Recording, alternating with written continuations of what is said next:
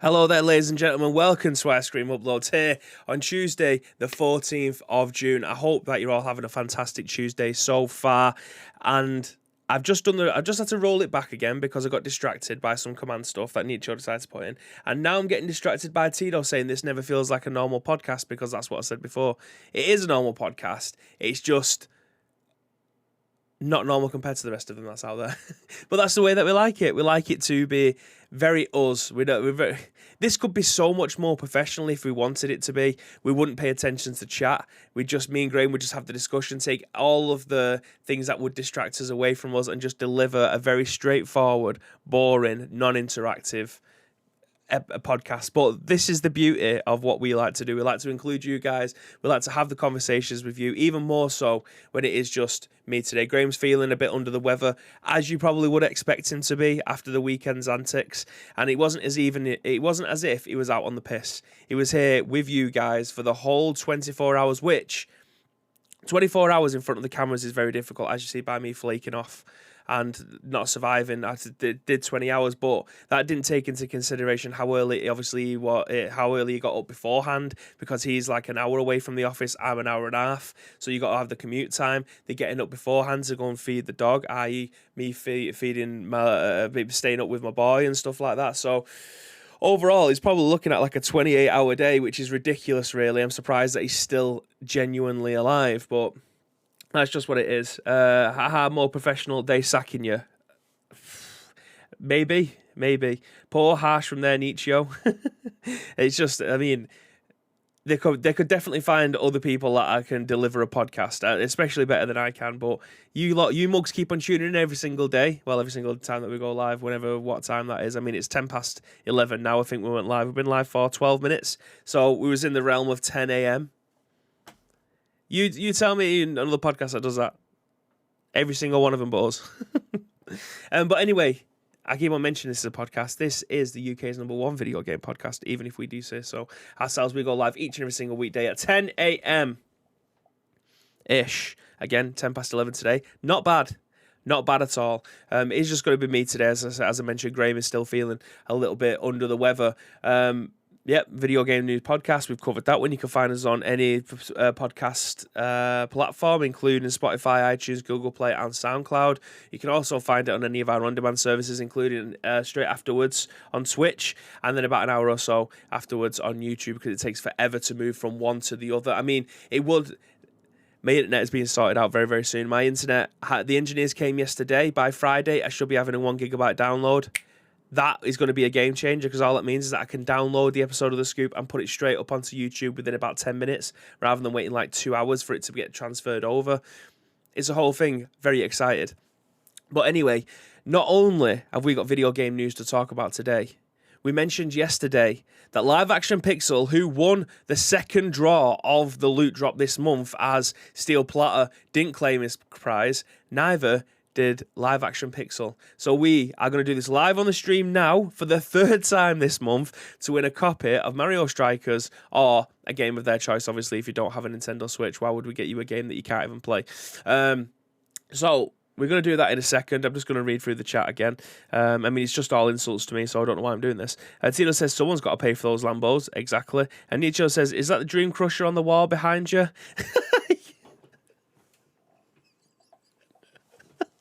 No, it's not. I mean, these are all the Resident Evil stuff. No. Oh, I've not put the bat signal up. There we go. Help me, please. So yeah, today's episode is definitely 110% heavily influenced and going to feature Resident Evil stuff, because it was the Capcom showcase last night. I was in bed for about 9 o'clock, so I completely missed everything. So I woke up this morning to a few people messaging me, mentioning about the Resident Evil stuff. Jordan quote tweeting it and just tagging me in. I love that kind of stuff. Anytime Resident Evil news gets released, you guys are the first people to tag me in, and I really do appreciate that, because a lot of the times it just goes right over my head. I forget about it, or I'm concentrating on something else, like delivering the UK's #1 video game podcast. 3 chances to win, nothing. Woot! Right, okay, so shall we just do this now? Shall we get the loot drop out the way so you guys can find out whether or not you've not won anything? Let's do that. In fact, while I'm here, where's this Stinger properties.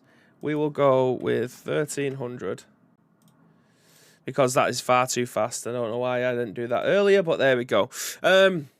So as you can see, these are the names that we got drawn out. What was the date? It was the 6th, so last Monday. Last Monday we ended up taking out these names. These are the exact same names. This does not include the 419 subscribers that we ended up getting over the weekend. This is the original 84 subscribers that we had. It was like 80, 88, but obviously we take out myself, we take out Graham, we take out the Ice Cream Uploads account, we take out anyone that's affiliated with Ice Cream Uploads internally. They get taken out and it's just left with the guys like you guys that come in and support us. I don't need your charity, says Tito. Degger says, boo!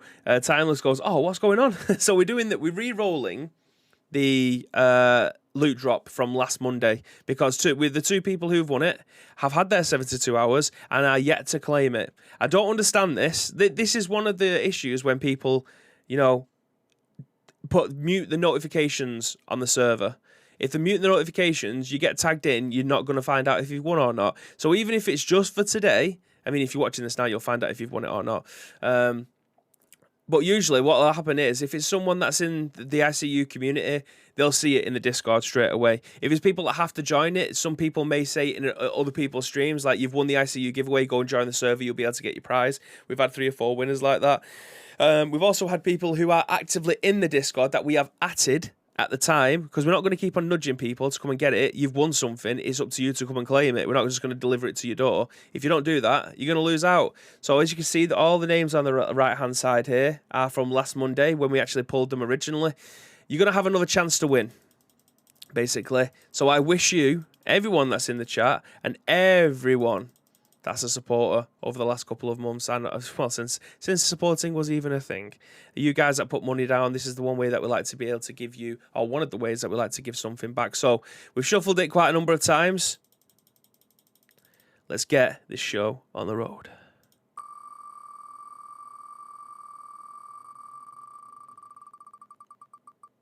Oh. No! Oh, Lotus! Oh my god, he's been done by a pixel. The Spot Hunter, congratulations on winning this month's loot drop prize. Now, this is a name that I am not familiar with. This is probably going to be someone that isn't even in our Discord as well. So this could be another rollover. Unless that's an alias of someone that we do know that's in the Ice Cream Uploads Discord, I haven't seen that name in there. Let the 72 hours begin. So they have until 11 o'clock on Friday to claim this prize. Again, it's something that we may end up doing during the scoop time if we're already live. But they have until Friday at 11 a.m. to come and claim their prize. If not, so we could be making someone's weekend with a game of their choice or Mario Striker. Do you know what I mean? I can't believe that we tried to give games away to people and they can't claim them. It seems insane to me. These are the rules. These are the stipulations. If you aren't in our Discord and you ain't claiming it, you ain't having it. It's as simple as that. Never heard of them. It's my alt account, says Nietzsche. I've never heard of them. I've never heard them in there as well. But it may have been one that's been gifted to someone on the channel, like a subscription, like you guys have been dropping off gifties left, right, and centre. It could be someone that ended up getting gifted one in the process of like Tito and Nietzsche and Spiffy Domino and all the rest of you guys that was very generous over the last couple of weeks or so. So yeah, we have another winner there. I don't know whether or not they're going to claim it, but I'm sure we'll find out on Friday at 11 a.m. We'll put it in the Discord. We'll put the name down there. We'll at everyone, and if they don't come and claim it, then believe me, I'll be able to find out if this is your alt account or not, because some people are stupid enough to have their accounts tagged and tied to their Discord account when they have 4 different ones. So it kind of becomes a little bit obvious. Ian says, hi, Bibby. How you doing, mate? Good morning to you. Tito says, Graham out. Just send it to this account instead, says Nietzsche. No, that's the Pot Hunter. So yeah, the Spot Hunter, you have until Friday, 11 a.m. to come and claim your prize. Again, Mario Strikers are a game of your choice if you don't have a Nintendo Switch. The choice is absolutely yours. I see the Loch Ness Drogba is on his way to Rangers. Is that Beans? Is Beans on his way up there? But anyway, yeah, speaking of which, my car is dead. I was driving into the office this morning, got as far as Oldham, and then had to turn back against the engine fault lights on. So my PlayStation is still in the studio, as well as my Xbox. So I can't play any Pro Clubs until I go into the office, which my car actually can't get seen to until tomorrow, 8:30, which is when the diagnostic gets done. So Christ knows when I'm going to be able to come and collect that. So this weekend, I might not be able to play any kind of Pro Clubs or anything. Who knows? But apart from that, no chance. Apart from that, we've got some Resident Evil news to cover. We've got quite a lot of it, and we've also got 3 other news articles to cover. So we're going to start with Resident Evil 2, 3, and 7 have now been updated. I don't know why I keep on doing this. I keep on slipping into American accent. I'm watching far too much YouTube. I keep on doing it when I'm talking to Samantha, and she just looks at me like, you do realise that you're from Manchester? Why does your accent keep on slipping into some sort of weird American thing? I'm watching too much YouTube, that's all it is. So yeah, we've got Resident Evil 2, 3, and 7 PS5 updates. You can now play as the big titty goth vampire herself, Lady D, in some new Resident Evil updates, as well as some Hideo Kojima news that Tito very kindly shared this morning, an update on Sonic Frontiers, and also the real reason why Project Gotham Racing is no longer ever going to be coming back onto Xbox consoles. That is what today's show is going to be about. Let's get into this first news article for today. I'm going to take a sip of my drink as well because it's getting a bit of cotton mouth in here. Written on Eurogamer by Matt Wales, he states that Resident Evil 2, 3, 7 updates for PlayStation 5 and Xbox Series S and X are out today. Oh yeah, a bit of pure orange juice. Let's go, boys. Let's go. Moving into the body of the article then. We knew they were coming, but Capcom has announced that PlayStation 5 and Xbox Series S and X spruce-ups of Resident Evil 2, 3, and 7 will launch today, the 13th of June. All 3 titles, which is to say the Resident Evil 2, 3 remakes plus Resident Evil 7, will feature support for 4K resolution, higher frame rates, ray tracing, and 3D audio.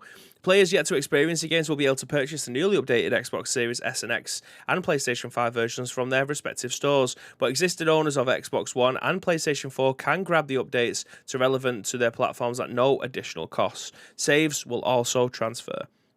News of Capcom's previously promised current next-gen upgrades arrives alongside a host of additional announcements relating to the long-run Resident Evil series.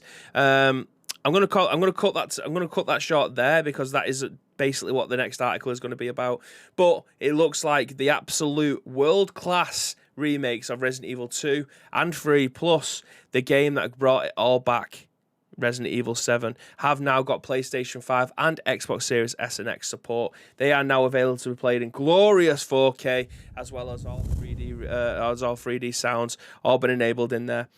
This is the kind of thing that I've been looking forward to for a while. I do think that the Resident Evil engine is probably one of the better looking engines that are out there in the world of video games at this moment in time. It seems to have... It makes the atmosphere, is what I'm trying to say. It makes the alleyways look a little bit darker, but the ray tracing of the light being able to come down and just shimmer onto the puddles that you can actually see are puddles. Like it's just got a bit of everything. And now the fact that we have all of this being put into a PlayStation 5 and an Xbox Series S and all of the new hardware that comes with that to make it a glorious mess. I need this in my life. This is what we've been waiting for. Resident Evil 2 is probably it's eclipsed the original Resident Evil 2, which was my favourite game of all time. Resident Evil 2 Remake is now it has been since it came out, is my favourite game of all time.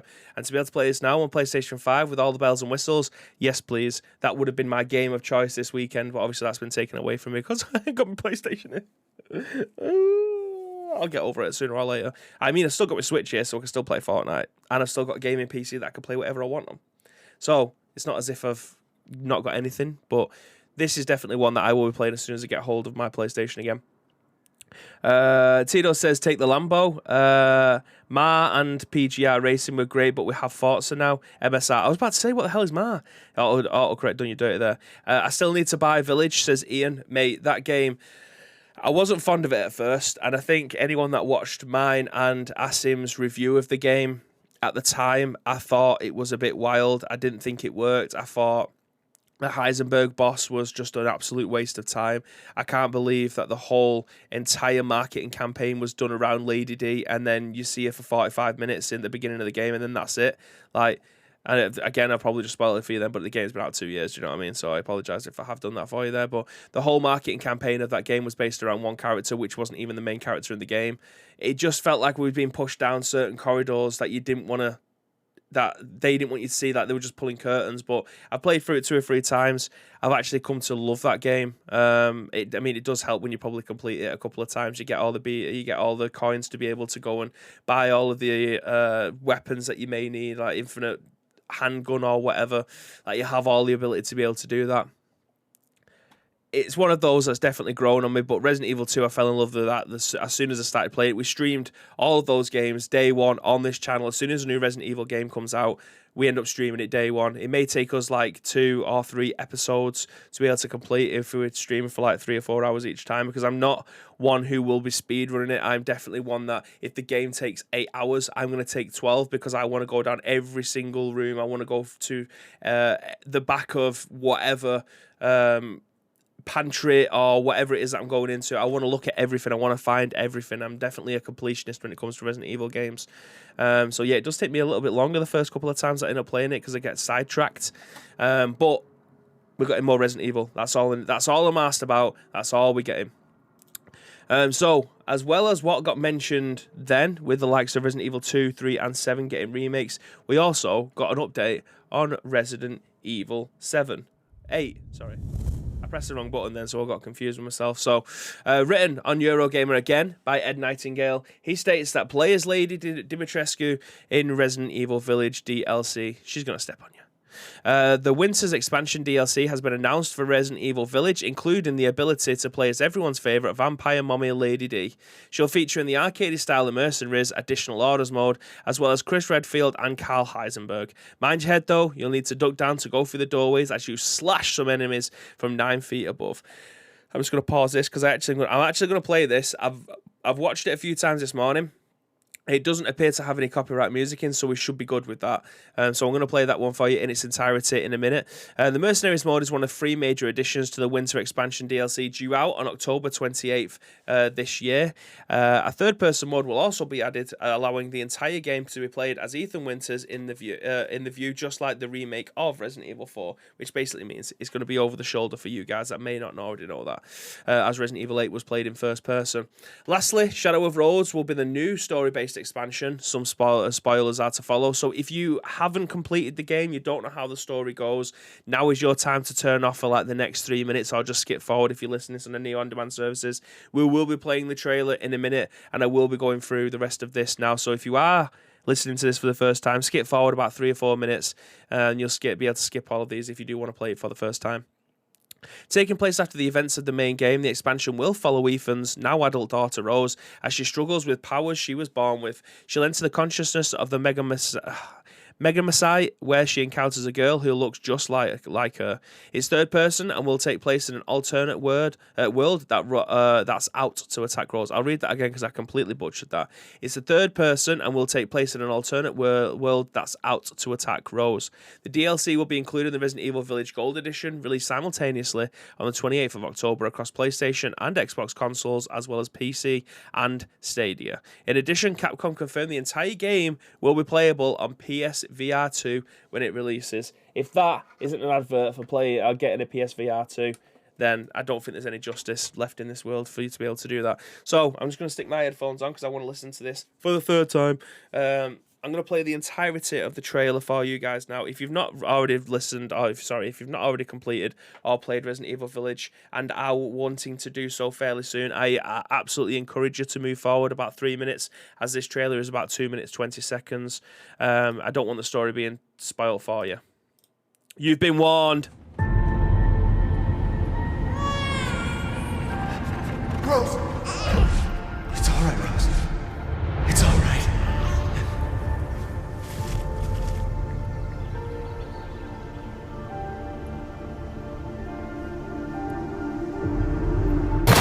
I can show you things even Chris doesn't know I can do. I want to live a normal life.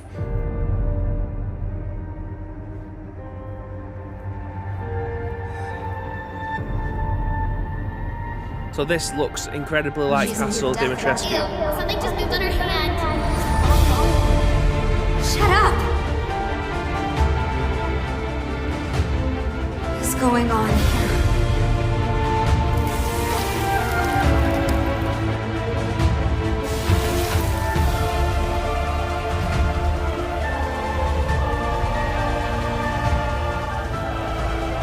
You look just like me. Oh, now we have a new little rabbit to pursue.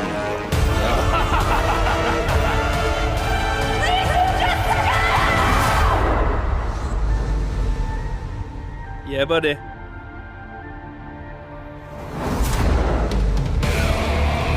then some Mercenaries mode, if anyone's ever played a Mercenaries mode before. It's literally just hard mode. It's showtime! Now, what next?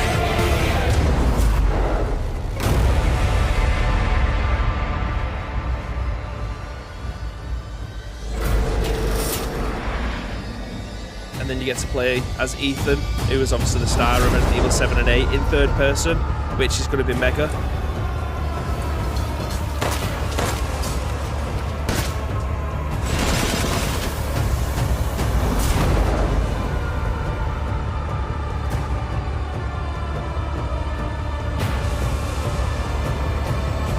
Yeah. And then this, I noticed I was on the screen for about 3 seconds. Because nobody cares about Resident Evil Reverse. But that, my friends, is what we're going to be going through again. I'm 100% going to be streaming Resident Evil Village once again, whether or not it's just going to be playing in the third-person mode, doing the Shadows of Rose, as well as playing the Mercenaries. We've got a lot to be able to go through again, and I'm excited to jump back in. Tino says it looks shite. You're shite, mate. People still develop for Stadia? Apparently so. I'm going to re-download Resident Evil 2 Remake. I never finished it. I think it was the part just before you trigger Mr. X, which couldn't have been that far into the game. You must have only played it for, like, maybe 2 hours. Bibby confirmed 12-hour stream to play Resident Evil in one go. You heard it here first. I genuinely would. Cosmic Sugar, yup, can't miss a thing. Autocorrect is my nemesis. Cosmic Sugar, how you doing? So yes, that is Resident Evil 8 and what we're going to be getting from that. It's an absolute banger. I can't wait to play more of that. It does look like it was a decent enough show last night as well. Usually the hit and miss, the Capcom showcase stuff. Let me bring my face back on there. They obviously got a lot to be able to show there. They did obviously have some Monster Hunter. That's a completely different thing. Monster Hunter stuff to be shown. Not really interested in that. I don't think you guys are either. No, I don't think I've ever heard any of you talk about it. There's only Spike really that I know plays Monster Hunter. And there was something else as well that kind of went over my head. But Resident Evil news wise, looked like it was a very good show. I'm very happy with what we got from that. It doesn't say how much this is going to be. Oh, this DLC. If I'm going to put a price in it, I'm probably going to say about 15 quid. I think that they'll probably price the Mercenaries and the Shadow of Rose as one thing, and they'll give you the Ethan Winters third person for free. For free. I think that's how they'll end up doing it. I think that's realistic. We can't expect all of this for free. I'm more than happy to be able to pay money to be able to play this stuff again and again and again, because it's stuff that I do play again and again and again. So to get stuff for it, I'm happily just paying the rest of that for it. Enzo says, I can't be arsed with Monster Hunter, but those people who like it are mental. Tito says, not Monster Hunter again. I know. I tried playing Monster Hunter on my Nintendo Switch, and I couldn't get my head around it. Like I just felt like I was just pelting this dinosaur, and I just couldn't catch it. I felt useless. The dinosaur just kept on lying on the floor. I couldn't see a button that triggered me to do whatever I needed to do to capture it or just kill it. I'm not too sure. I have no idea what I was doing, and then I kind of put it down after like an hour. Not for me. Not my kind of game. But yeah, for you guys that obviously love it, it's a game that's been going for probably as long as I've been alive. So who am I to say anything different?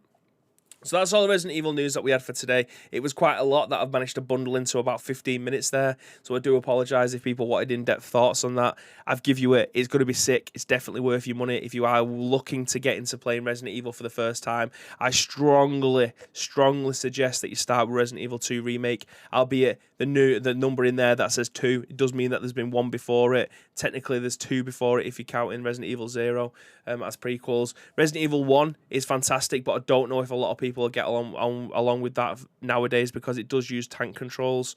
It is a little bit tedious to get hold of and get used to if you've not get used to it before. I could not play that game for 10 years and then jump back into playing it because I played it so much and just be able to pick up and play it no problems. However, I know a lot of people, Graham would never ever go to play Resident Evil 1, even if it got remade, but still use tank controls because tank controls does his head in. And I understand that. It's definitely a mechanic that was used for a time and a place, but now we're in a much better place. We don't need to use them. But Resident Evil 2 is an all-star game. It's an all-timer. That will always last and stand the test of time, hence why they've remade it and made it even better than it was originally.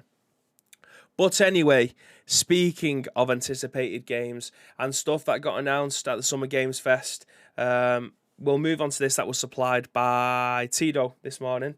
Thank you very much, Tito. Appreciate it. This is written on TRG, which is being featured for the first time on the Scoop, so shout out to those guys.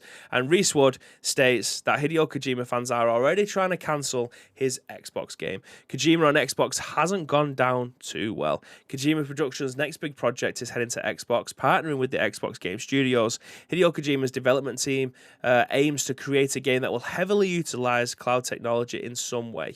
Hideo Kojima himself announced the project in a brief appearance at the Xbox Bethesda showcase, not Summer Games Fest like I've just mentioned, so I apologise, essentially confirming that the game is at the very early stages of development, although it currently doesn't have a name or release date attached to it. However, it does seem that it's a non-significant portion of Kojima fans were not too thrilled with the announcement.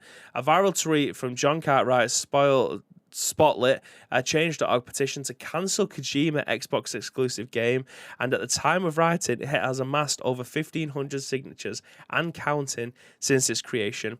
The description of the petition starts with Kojima is betraying his loyal fans, adding that he's been blinded by greed. The text does, however, end on a point we can actually empathise with. Not everyone's got a good enough internet to stream games, not everyone has enough money to buy a new console or build a new PC. Does the petition have a point? Question mark. It's a question that obviously the author is asking. Well, it's certainly true that fast internet speeds and owning multiple consoles are luxuries not everyone can afford. We can't help but feel that this petition is a little reactionary. We know next to nothing about Kojima's next project, besides the fact that currently outlined, those being in partnership with Xbox Game Studios and its utilization of cloud-based technologies to deliver a never-before-seen concept. The concept does at least sound a little bit fair. Sounds a little fair. I'll start again. The concept does at least sound a bit fair to be more ambitious than Death Stranding. Simple yet robust online features that allows players to build structures and stations in order to aid other players. The game is a console exclusive on PlayStation 5 and PlayStation 4 and is also available to play on PC, just as we imagine Kojima's new production will be too. We don't deny that a changing of the guard from PlayStation to Xbox will definitely leave some players by the wayside, though. We imagine that most likely scenario here is that Xbox consoles and Microsoft's powerful Azure servers will ultimately better suited to this ambitious project Kojima Productions are currently working on. In the wake of the announcement, Kojima Productions' official Twitter account tweeted, the developer still has a very good partnership with PlayStation. Even if Kojima's next project turns out to be an Xbox exclusive, then it likely doesn't spell the end to his team's presence on PlayStation platforms. Whew, that was a hell of a read, and I didn't fuck it up nearly as much as I thought I was going to do. I could have just pressed listen to this article and let them read it for me. That would have been quite nice, wouldn't it? It's Tech Radar, not TRG. What am I even talking about? Yes, they have featured on here before. It's the TRG logo that threw me. But, ladies and gentlemen, it does look like we are going to be getting a very bizarre Hideo Kojima game over on Xbox. I'm not the console fanboy stuff. It kind of falls out of my head. I really do not care for it in any way, shape, or form. Games are exclusive to some consoles and not to others. That's literally that is the grey area. It's not that difficult to understand. Some people will develop games for them and then won't get it on others. There is games like Call of Duty that will have specific maps that are only exclusive to PlayStation, maybe for a limited amount of time before it gets moved over to Xbox. That's just the way it is. Exclusivity is everything. You'll find people giving interviews to certain magazines first before they go to other magazines, or they'll give interviews to Sky Sports News and then eventually go to give them to beIN or BT Sport or whatever. It's just the way the world works. If you pay enough money and you have something that somebody else wants to use and utilize because the other thing that they're used to isn't as powerful as it once was, then obviously you're going to be taking the other option because it doesn't limit your creativity. And that's exactly what's happening with this. I don't doubt for a second that this is an Xbox exclusive. So what?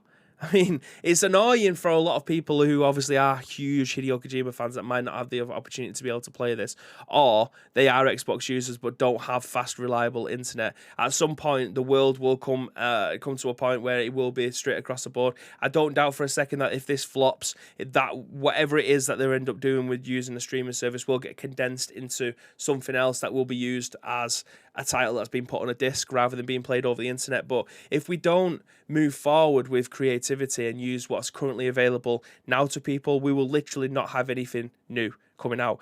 Hence why at Summer Games Fest there was 1,000,001 space games. Like everyone's stuck in this little vacuum of wanting to create something that's quite gritty and set in space, and then we get 10 space games in a row of nothing but floating about and shooting guns in space. Like, there's no creativity out there at the moment that's doing something different, and he is unlocking his brain to potentially bring us something that we've never seen before. Everyone won't be able to play this. I probably won't be able to play this, but it's something that I'm excited for the prospect of being out there in the world, that someone will be able to, and then I can get their thoughts and opinions on it. If we end up if you're trying to create something for everyone, unfortunately, everything just ends up becoming the same. There's no evolution in the way that we end up playing games or telling stories or anything like that. Imagine if we just ended up getting...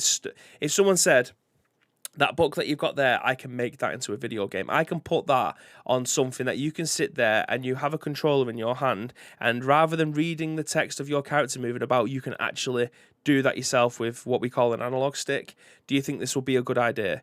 And someone goes, nah, I don't think it'll take off. Don't think it'll take off. Reading something out of a book and you're turning the pages, you're going at your own pace. I think that's the future. That's how we're going to continue to tell our stories, not moving your character with an analog stick, and then if you want to make them jump, you press a different button. Don't think that's ever going to take off, mate. Imagine if that was the case, like evolution, we just stayed where we was and nothing was ever getting created anymore. That's essentially what's happening with this. So who knows what it may end up being a massive flop. It may be absolute dog shit and it's a laggy mess and no one's able to play it, but at least try, in my opinion. Do you know what I mean? It's bizarre. Enzo says, I don't think I've been on a Resident Evil game since 4 on the PlayStation 3. Wow, that's a long time ago. I mean, obviously, it did come out on the PlayStation 2 first. I imagine it probably got made on PlayStation 3 as well. So many things in society now that have pointless and stupid tribalistic factions, says Iceman. A bizarre Kojima game, as long as it doesn't include babies in jars. Kojima, I hate this phone, says Tito. I knew where that was going as soon as he ended up reading Kojima. Did you buy the new one that you were on about? Was that not Lake? Oh, did Tito say that he was getting a new phone as well? Tito says you become Ubisoft. Exactly. You just end up turning out the same games over and over again. Now, the format that they have isn't horrific, in my opinion. Like, they have a lot of different games that are in different eras. So you'll have like Assassin's Creed, or you'll have The Division. Obviously, they're two completely different games, kind of the same mechanics, but two completely different eras and two different styles. And then you have stuff like Far Cry being put in there as well. But they all have the same elements: climb to the tallest tower and unlock more of the map. Do you know what I mean? It's the same functions in different areas, different characters and different play styles, but the concepts are all pretty much the same. And that's where the evolutions kind of needs to happen, in my opinion. Like, move to the next thing. Like, bringing PSVR to the forefront of video games at the time was revolutionary. Being able to play Resident Evil 7 in first person with the VR goggles on, that was an experience that I'd never had before, and that was an experience that I will always talk about when it comes to VR, because that's the first thing that blew my mind. Then being able to go into a racing cockpit and play, I think it was Dirt 5 in VR, being able to use the full peripherals around me while driving in again the cockpit, but the steering wheel having it feels like turbulence, but it's not. It's like traction control or whatever, so it just vibrates. So when you hit a little bit of the dirt, like the whole car shakes. Like, all of that stuff is all innovation that nobody ever thought would have taken off, or if it did, it was super expensive. People might not be able to play it, but it's an experience worth having. Like, all of these things might not have been being brought forward if for whatever reason, someone said that's not going to take off, mate.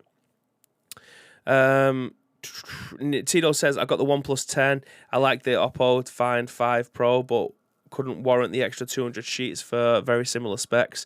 Ubisoft are chasing the curve inevitably means that the time the games are released, they are out of fashion. Exactly. And that's where the innovation comes in my opinion. That's why I always think that video games are the most fickle media source. I mean, not like Morbius getting put back into the cinema for the second time and it bombing just as hard as it did the first time. In terms of, people will either love it or they'll hate it. And usually they'll make their mind up without even playing it or even seeing it. It'll just be via word of mouth, which is very difficult to try and get away from, annoyingly, because if someone that you trust says something shit, chances are you're probably not going to try it yourself, which is a little bit... I understand it because you usually end up trusting the person's opinion. Like, there's been a lot of people who've played games based off of my opinion, which I find absolutely bizarre, but a lot of people trust the way that I play a lot of games, and they understand that I might have a certain affinity to a certain to a certain genre, but I will give any genre of game a go just to be able to say I've played it, it wasn't necessarily for me, or I've played it, it was wicked, can't wait to play a little bit more of it. So I understand people trust my opinion when it comes to video games as well, but I always encourage people to try it themselves. If there's a demo available, download it. You might be able to play it for an hour. You'll get a feel of it yourself. I try to be as honest as I can when it comes to talking about video games because I don't want to leave a grey area for people to either think, oh, he's been bought off, or oh, he's probably not played it, he's not giving a good opinion of it, or he's just saying that because he absolutely adores it and he's got some kind of relationship with someone at this particular place. Do you know what I mean? Like, I try to be as honest as I can, and I do feel like I've been able to do that over the 9 years that I've been doing video game coverage, either on my own or on this channel. It's difficult to try and do and win people's trust, but I do feel I've had enough over the years to be able to warrant that. So when it comes to stuff like this, I do hope that Hideo Kojima create something revolutionary, because people will end up stealing ideas from that. Famous story, tell it every single time, but the fact that Resident Evil was one of the first, if not the first game to have the over-the-shoulder camera, then every single game after that ended up having one at that moment in time, which then ended up spawning games like Gears of War, which had that over-the-shoulder, but then the duck and cover mechanic, which then has been used in the likes of Terminator Salvation, I think it was the game, and then more notably Outriders, more recently, Outriders has started to use it. So you make a mechanic, if it's good, people will use it and take inspiration from it going forward. That's all I can say. That's how that's how media works. A film will use CGI that's been used from a previous film before it, but then obviously try to innovate it and make it a little bit better so that it looks even cooler. Like, imagine, has anyone watched Scary Movie recently? Don't. It's terrible. Like, the story's great and it still makes me laugh, but because it is something that I've grown up watching. But the CGI in it is terrible. It would never pass. And Ghost was another one. Samantha obviously adores that film, so every now and again I'll walk downstairs and it'll be on TV. And the CGI in that is horrendous compared to what it is nowadays. But if they don't use it, people don't use it after them and then try to make it a little bit better. It just stays where it is, essentially, which is annoying. But it's teething issues. It's teething issues. So enough about me ranting on raving about stuff.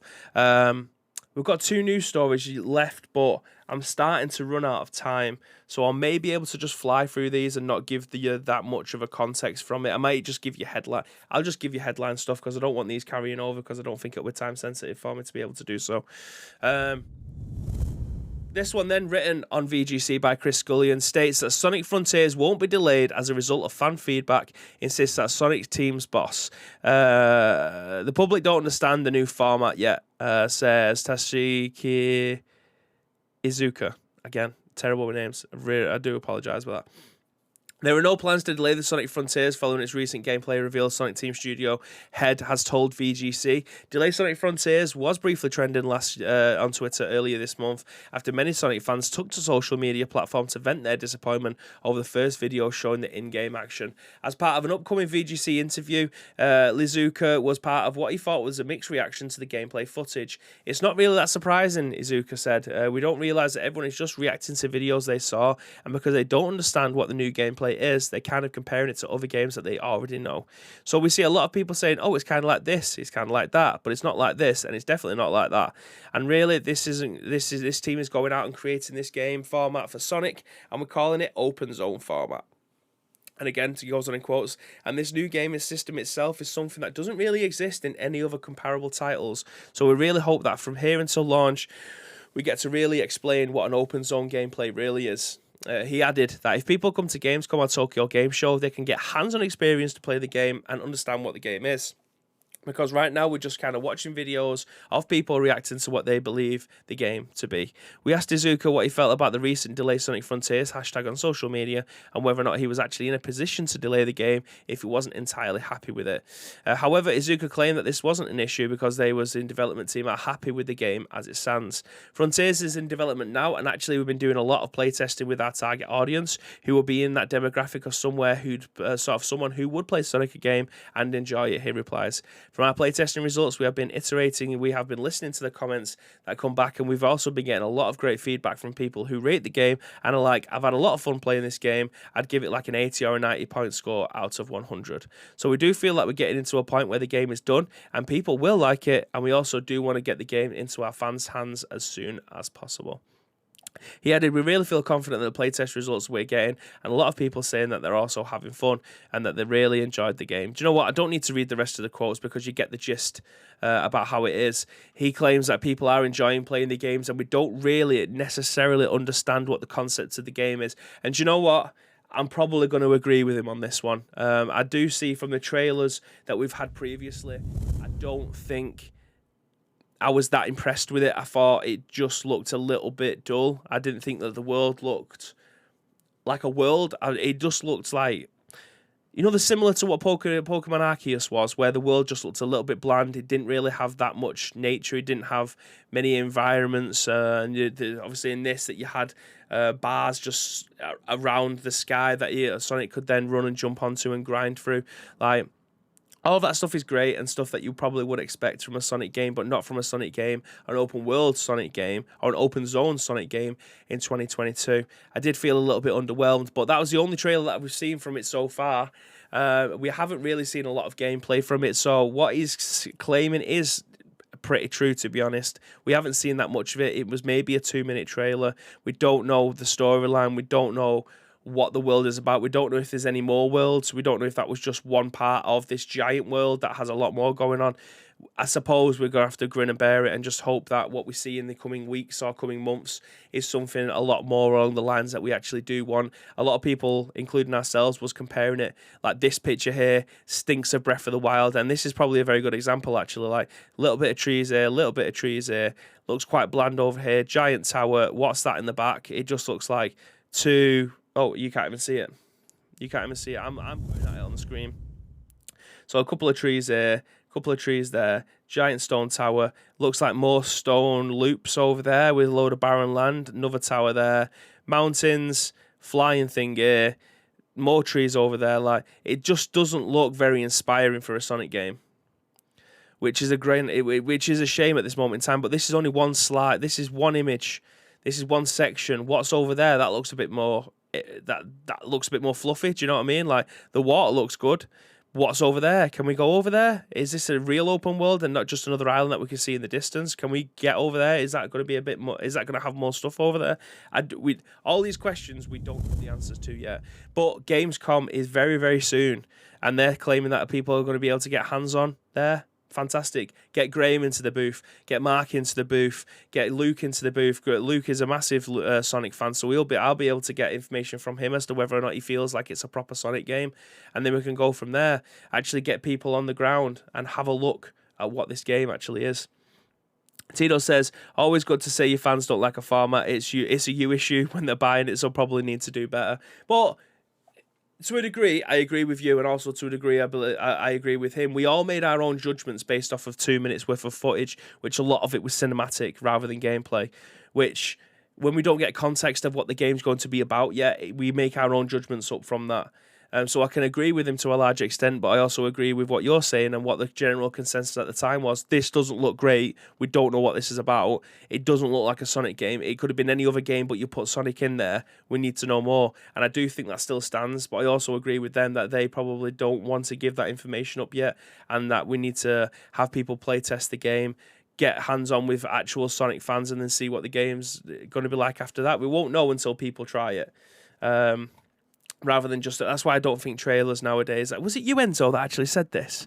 Like, I believe nowadays it should be a rule that in trailers it should be 50% gameplay and 50% 50% cinematic trailer. If you're going to show your entire trailer in a cinematic format, then don't be surprised when people go, this... what the fuck? Like, you're telling me a sliver of the story, but what does the game actually look like? Because we get burnt by this so many times that the trailers always look better than the actual gameplay, because it might be the amount of times that we've seen cinematic gameplay and it's been an RTS, that means nothing to us because we're not controlling these characters. It's just we're placing them in certain positions and they're going to do an action that we tell them to do, but it's not a real-time thing. So how can we know that this fight is happening in real time or it's based off of somebody else's actions? Bizarre, but it is. Innovation is fine, but the games industry as a whole is reliant on hype. I agree, but as is everything else. Here's this brand new gin drink. It's summer fruits. You love summer fruits, so try this one over here. I think you'll really, really like it. Or you get George Clooney to start selling some coffee for you. Do you know what I mean? Like, everyone is trying to they're trying to unlock the things in the head that you know, that they know you like, and then say, this is amazing, and then hope that you actually give it a go. That's marketing. That is marketing 101. But we've got our last news story that I'm going to fly through for you as well. Headline stuff. But Forza Horizon only exists because Xbox turned down a Project Gotham Racing reboot. Written on VGC by Jordan Midler, the series has now been dormant for 15 years. The Forza Horizon series only happened because of a Project Gotham Racing reboot pitch was rejected, it has been claimed. In a new interview with GQ, Playground Games studio head Trevor Williams recalled pitching PGR reboot to Dan Greenwald, Forza's general manager, and Alan Hartman, Forza's corporate vice president. Williams recalled that Greenwald and Hartman weren't interested in reviving the series, but a meeting was salvaged by a last-minute change of plans. It was also one of them stories where the steak turns into ash in your mouth, and I'm thinking, how do we afford the flights home? Williams says. After 5 minutes, Alan was like, what would you do with Forza? Where would you take Forza? And we pitched what literally became Forza Horizon, almost on a napkin. As a result of the meeting, Forza franchise would essentially split into two separate series, the Forza Motorsport and Forza Horizon. The Project Gotham Racing series, developed by Bizarre Creations, was one of the most popular franchises of the early days of Xbox.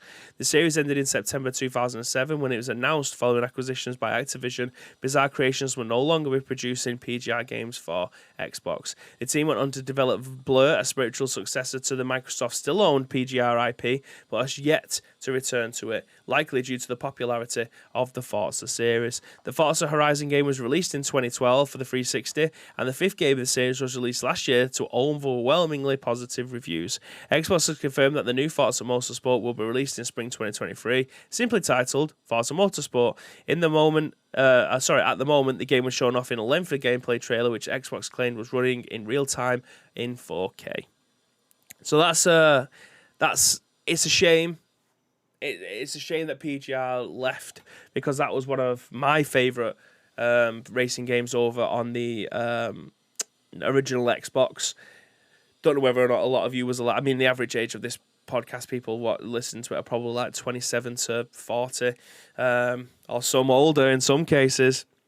So I assume a lot of you had probably either played or at least heard of PGR way back when. It's a shame that we don't have them anymore, but I mean, would it survive nowadays? I think it might do, but I don't think it would be anywhere near as popular as it once was, which... Why would you spend that much money in one, marketing the game, two, creating the game, three, selling the game, and then not getting anywhere near the value back? Again, it's a crying shame, but times move on. It's like we've seen a rejuvenation of Twisted Metal. Do we think that that's going to be good? Maybe, But I don't think it's going to do the numbers that it once did on PlayStation 1, put it that way. So sometimes it's just better to let things die, and then we end up getting something better out of it in terms of what we end up getting with Forza Horizon. And then what Forza Motorsport is going to be like next year, I think that's going to do extremely well. I feel like in my social space, the rejuvenation of Gran Turismo has kind of inspired the Forza Motorsport to come back and do business and, give it a real competitive edge again, because I've missed track racing games. Like, I don't put Formula 1 in that category, the Formula 1 games. I don't think they're anything like these types of rating games, especially Forza Horizon. They're two completely different types of games. But it's like if they was to bring Need for Speed Underground 2 out again. People love that game, but would it do well nowadays? I think it'd do some damage. I don't think it'd do as well as people probably claim it to be. Same with Tony Hawk's. I feel like that had a very, very, very, very, very good launch, but I don't think it would have done the kind of numbers that it would have done way back when Tony Hawk's ended up coming out. I feel like we've just moved on as a collective video game community, and we probably don't thrive for these types of things anymore. But what do I know? What do I know? Tito says, it's like making a parsnip flavoured drink. People saying, what? That sounds wrong. And then the preacher saying, doesn't understand, and then they need to try it. I mean, to be fair, I'm like that at home. Like, there's loads of food groups that Samantha doesn't like or won't try that I love. And I'm just trying to convince her to try it, and then she'll try it and go, actually, that's not that bad. You're trying to sell something. I'm trying to sell whatever it is that I'm trying to sell to Samantha to say that it's really nice, and she doesn't believe me. And then she tries it, and then she absolutely loves it. Producer saying the customer doesn't always understand. But that is it for today's episode of The Scoop. We've been live for just over an hour. Very difficult when you're doing this on your own. So, well, I can't talk for as long as Graham can. But hey-ho, we get there. We get through it. We get it done. We'll be back again tomorrow at 10 a.m. for some video game news. I don't think Graham's going to be streaming tomorrow night, if I'm being perfectly honest. I do need to do the stream schedule for today. For the rest of the week. I was meant to do that yesterday. I was meant to have a conversation with him, but I didn't. I don't think he's going to be streaming tomorrow. I probably won't be streaming this weekend because it's Father's Day. Yay! And I don't have a console, so that would be another dent into that. I don't have anything to stream off of. I might be able to stream off my Switch, but do I really want to stream Skyrim on the Switch? I don't know. We can definitely stream Fortnite off of it. But anyway, stream schedule will be sent out today. You guys will be able to see when it is that we're likely going live, but we'll definitely be going live tomorrow with another episode of The Scoop. So if you want to help shape that show, there's always two ways that you can do it. First of all, find us on social media. It is at Ice Cream Uploads across all major social media platforms, or alternatively, get involved with our Discord. All we need from you is a URL plus your thoughts and impressions. We will then give you our thoughts and impressions on the very next show tomorrow at 10 a.m. I'm going to send you over to Big Hamish. He is currently streaming some PUBG action. So go over there. If you don't want to stick around, it may just be a high and bye, but at least go and do that for him. Go and make his day. Do all of that biz. As always, guys, there's one thing that we want you to do, and that, my friends, is to stay frosty.